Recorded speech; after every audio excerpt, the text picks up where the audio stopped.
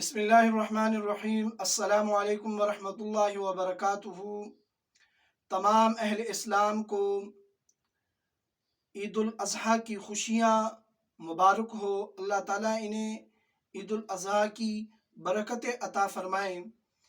میرے بھائیوں دوستو، عید الاضحیٰ یعنی جس دن قربانی کی جاتی ہے اللہ کے راستے میں، رسول اللہ صلی اللہ علیہ وسلم سے صحابہ کرام نے عرض کیا کہ یہ قربانی کیا چیز ہے؟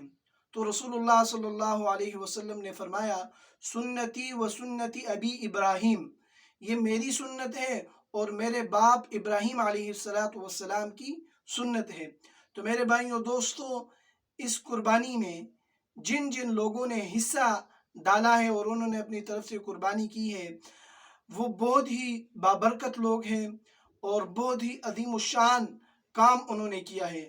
اور ان 3 دنوں میں میرے بھائیوں دوستو، ان کے اس عمل سے بہتر کوئی عمل نہیں کہ انہوں نے قربانی کی اللہ کے راستے میں، اللہ کے لیے انہوں نے قربانی کی۔ دوسری بات یہ ہے کہ جو گوشت کی تقسیم وغیرہ ہوتی ہے، وہ آپ 3 حصے اگر کر لے تو یہ بہت ہی افضل ہے۔ ایک حصہ اپنے گھر کے لیے، اپنے گھر والوں کے لیے رکھ لے، دوسرا حصہ اپنے رشتہ داروں کے لیے، تیسرا حصہ اپنے مساکین و غربا کو آپ دے سکتے ہیں۔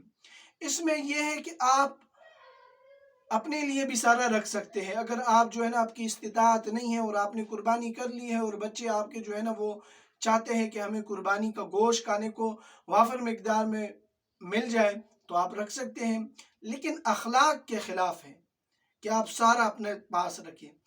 آپ نے اخلاق کے تقاضے کو دیکھنا ہے، اپنے محلے میں اپنے پڑوسیوں کو، اپنے رشتہ داروں کو گوشت کی وہ آپ نے منتقلی کرنی ہے، تو بہت ہی زیادہ یہ محبوب مشغلہ بن جائے گا۔